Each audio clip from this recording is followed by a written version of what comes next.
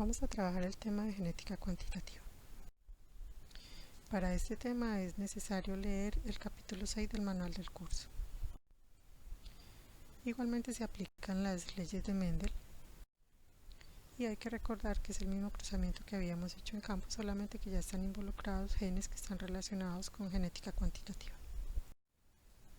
Si lo que estuviera evaluando es esta característica de pigmentación de estas flores, me doy cuenta que tengo mucho más que solo rojo, rosado o blanco. Entonces, al analizar los individuos, encuentro que algunos son blancos, otros tienen tonos rosas, va subiendo un poco la tonalidad. Lo que tendría que hacer en ese caso es clasificarlos y poner juntos los individuos que tienen cierta tonalidad para saber cuántos hay de cada uno de estos. Me doy cuenta que lo que está cambiando es la tonalidad de este rosa. En ese caso está pasando de blanco hasta rojo, con estas distintas tonalidades. Por lo tanto, lo que se está adicionando es un poco de color rojo cada vez, desde ningún rojo hasta completamente rojo.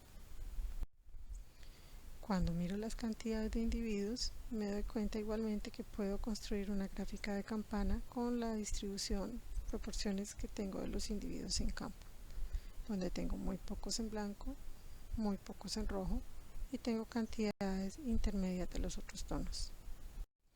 Cuando evaluábamos características de genética cualitativa anteriormente, nos dábamos cuenta que en esta característica alto o enano, algunas de las plantas eran altas y otras eran enanas. Si iba a hacer una gráfica, me daba una gráfica discontinua, donde en este caso en una F2 teníamos un 3/4, un cuarto.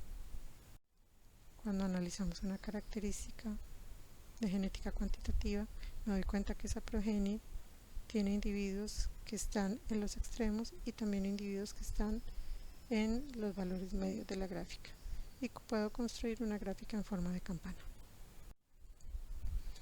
Ahora, en esas gráficas en forma de campana está relacionada la presencia de loci cuantitativos. Loci cuantitativos se refiere a la ubicación de los genes en los cromosomas, y cuantitativos que están relacionados con este tipo de herencia. Cuando analizamos características de herencia cuantitativa, varios pares de genes juntos van a ser responsables de una característica. Entonces, en este caso tengo las variaciones fenotípicas cuantitativas que se evalúan en poblaciones y que me van a mostrar esos patrones con los cuales yo podría construir una gráfica de campana. En esos casos, lo que está ocurriendo es que no estoy en presencia de genes que dependen de herencia monogénica, sino de herencia poligénica, y que las características se pueden medir, pesar o contar. En este caso, en estas plantas podemos observar la pigmentación del rojo con listas blancas. La variación fenotípica cuantitativa fue trabajada en la distribución de altura de los varones adultos de Boston, donde se dieron cuenta que había una distribución en forma de gráfica de campana. Ahora, la variación fenotípica cuantitativa entonces es una característica morfológica, fisiológica o conductual que tiene distintos valores cuantificables en la población y que no sigue un patrón mendeliano simple. Algunos ejemplos de eso son la altura, el peso, temperamento, coeficiente intelectual, color de la piel y tasa metabólica. En una investigación realizada en tabaco se dieron cuenta que cuando cruzaban poblaciones enanas por altas obtenían una F1 con altura intermedia.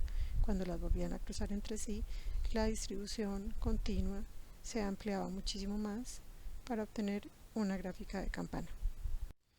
Igualmente, cuando hacían cruzamientos con plantas con longitud de corola corta con longitud de corola más larga, se daban cuenta que en la F1 tenían una longitud intermedia entre esas dos, y cuando hacían una F2 obtenían una distribución muchísimo mayor con la misma gráfica de campana. Si hacían selección para trabajar solamente los individuos que estaban en las longitudes menores, se daban cuenta que la gráfica se desplazaba hacia la izquierda. Cuando trabajaban individuos que estaban en el centro de la gráfica, se daban cuenta que la gráfica se mantenía, y si trabajaban individuos que estaban en el extremo derecho de la gráfica de la población subsiguiente se desplazaba hacia la derecha igualmente. Entonces la hipótesis de los factores múltiples nos dice que muchos genes contribuyen al fenotipo de un modo acumulativo o cuantitativo, son los que se consideran poligenes. A partir de ahora, esos genes que contribuyen al fenotipo los llamamos aditivos, se escriben con mayúscula, por lo tanto este es un individuo que tiene 6 aditivos, correspondiente a cada uno de esos genes que escribimos en mayúscula. Y un individuo con genes no aditivos lo vamos a escribir en minúscula, y este sería un ejemplo de esto. Esta hipótesis tiene 6 puntos principales. El primero, los caracteres se pueden medir, pesar o contar. El segundo es que 2 o más genes dan un fenotipo, o sea que tienen herencia poligénica. El tercero es que cada locus puede estar ocupado por un alelo aditivo o por un alelo no aditivo. El cuarto es que el efecto de cada alelo es equivalente a otro alelo. El quinto es que juntos los genes dan un fenotipo que se puede identificar en campo. Y el sexto es que se requiere estudiar en poblaciones. Entonces, si yo lo que tengo ya es que varios genes juntos van a ser responsables de una característica, yo necesito saber cómo determino cuántos pares de genes son los que están trabajando para cada característica. Para saber el número de pares de genes que están involucrados en cada característica, yo tengo dos fórmulas, una de 2n más 1 igual a la frecuencia fenotípica de la F2 y la otra es 1 sobre 4 a la n para encontrar la proporción de individuos en el extremo. En ambos casos yo necesito despejar el valor de n. N es el número de pares de genes de cada característica poligénica. Entonces el cálculo del número de pares de genes o el valor de n yo lo voy a tomar con los datos de campo. Voy al campo, voy a trabajar esos datos y si lo que tengo es la proporción de individuos F2 que expresan cualquiera de los fenotipos extremos o lo que tengo son las frecuencias fenotípicas, yo aplicaría alguna de estas dos fórmulas. Por lo tanto, si lo que tengo es la proporción de individuos en los extremos, voy a aplicar esta fórmula para despejar n. Y si lo que tengo es la cantidad de frecuencias fenotípicas, los grupos que se están formando, voy a aplicar esta fórmula para despejar n.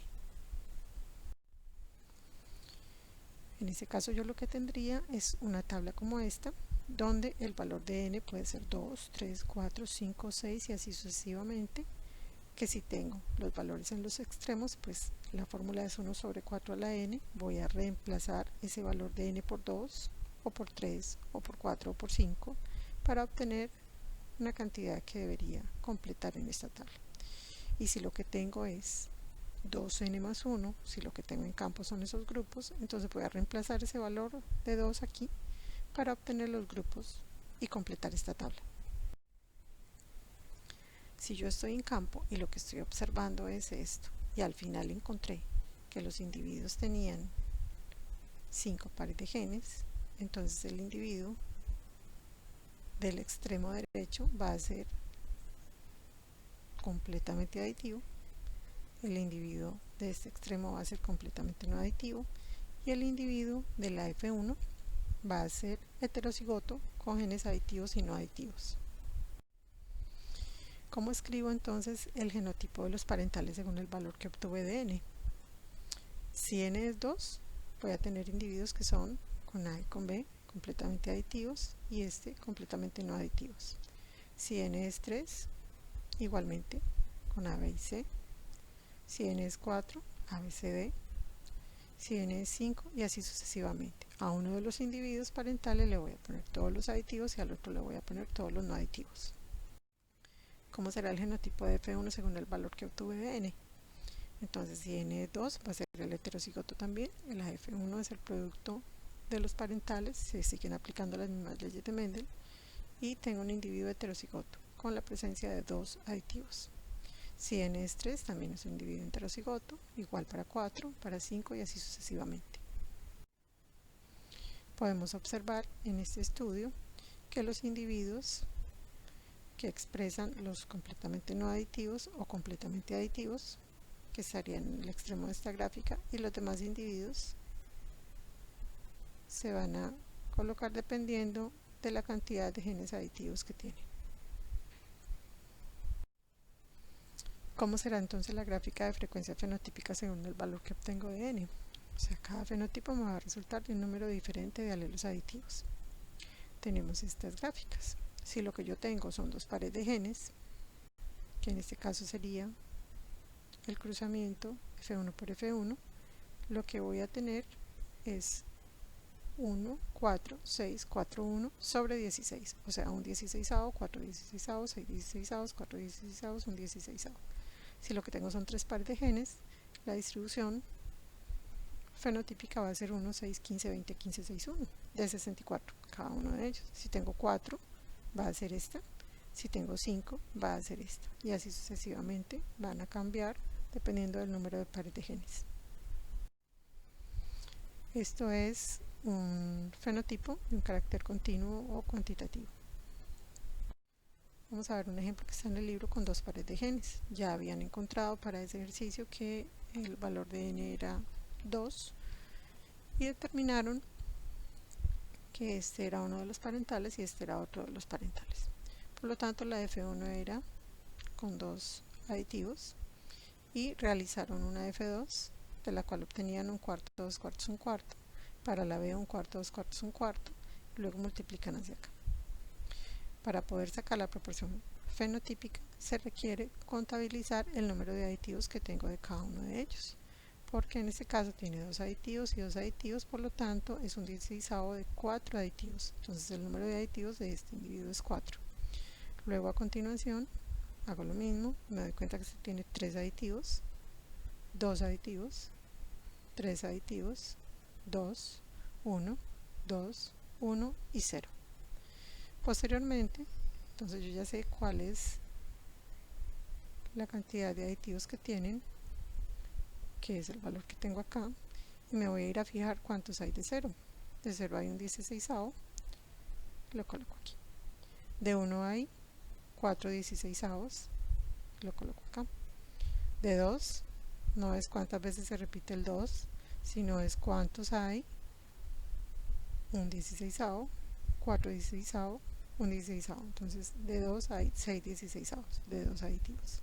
Y así sucesivamente para 3 y para 4, donde me doy cuenta que la proporción fenotípica de este ejercicio es 1, 4, 6, 4, 1, donde en los extremos tengo los individuos con tono blanco o rojo y las pigmentaciones intermedias están dentro de los demás individuos en la gráfica de campana. Lo que estaba esperando según la gráfica anterior era 1, 4, 6, 4, 1 de 16. Este es el mismo ejercicio. Lo que quiero resaltar acá es que en este caso colocan un medio. Mi recomendación es que sigan trabajando con 2 cuartos, porque a veces a la hora de hacer la multiplicación se pueden confundir y les puede dar malo el ejercicio simplemente por haber hecho una abreviación acá. Ahora, estos caracteres de genética cuantitativa son muy importantes porque son algunas de las características que estamos evaluando en campo como rendimiento y producción. Y dentro de la producción agropecuaria son de gran interés. Aquí tienen algunos ejemplos de eso. Los genotipos que vamos a encontrar dependiendo de si N2, 3, 4 o 5, tanto en el completamente aditivo como en el completamente no aditivo, se encuentran en esta tabla. Y los genotipos con valores intermedios, estos serían los de N igual a 2 y deberían completar los siguientes. Observe que por lo tanto entonces individuos con este genotipo o con este genotipo van a tener el mismo fenotipo. En este caso este genotipo y este genotipo van a tener el mismo fenotipo. En este caso este genotipo y este genotipo van a tener el mismo fenotipo. Las diferencias de genética cuantitativa y cualitativa son que para genética cualitativa habíamos visto que teníamos caracteres de clase, aquí tenemos caracteres de grado, había variación discontinua, esta es variación continua, había efectos de un solo gen o herencia monogénica, esta es herencia poligénica, se trabajaba con apareamientos individuales y la progenie, esto se evalúa en poblaciones, se trabajaban conteos y proporciones. Es necesario para genética cuantitativa apoyarse con análisis estadístico para poder hacer una evaluación completa de toda la población. También se podría desarrollar estos ejercicios utilizando tablero Punnett, donde en ese caso no se completa con los genotipos, sino que se completa con el conteo directamente del número de pares de genes que están involucrados en cada uno de esos y qué es lo que está dando cada gameto. En este caso, por ejemplo, este gameto está dando aditivo, aditivo, aditivo, y este está dando aditivo, aditivo, aditivo. Por lo tanto, el individuo resultante no se escribe con el genotipo, sino que se escribe el número de aditivos que tendría. Es por eso que en este tablero Punnett lo que están reportando son los números de alelos aditivos que tiene cada uno de esos individuos. Cuando se construye la gráfica de distribución, obviamente se muestra también una gráfica de distribución continua. Entonces, si usted está en campo y hace un cruzamiento de individuos parentales y obtiene una F2 en la cual solamente hay genes cualitativos, usted va a esperar una proporción de 9:3:3:1, donde se van a manifestar estos genes dependiendo de los fenotipos, por supuesto. Si usted lo que tiene es una epistasia, como en este caso manifiesta epistasia doble acumulativa, usted va a observar en campo un 9:6:1. Habíamos hablado brevemente que la epistasia era una interacción génica donde en ese caso un gen enmascara el efecto del otro. En este caso este 6 es estos dos que se están fusionando. Pero si usted está en presencia de genética cuantitativa, usted lo que va a observar en campo es un 1, 4, 6, 4, 1. En todos los casos suma 16. O sea, en este caso lo que está ocurriendo es que todos estos individuos van a manifestar el mismo fenotipo, todos estos individuos van a manifestar el mismo fenotipo, estos van a manifestar el mismo fenotipo, y este sí solamente un fenotipo y este solamente un fenotipo, para una distribución de 1, 4, 6, 4, 1. Como les comentaba al principio, es necesario leer el capítulo 6 del manual del curso para reforzar el contenido para desarrollar los ejercicios que siguen a continuación.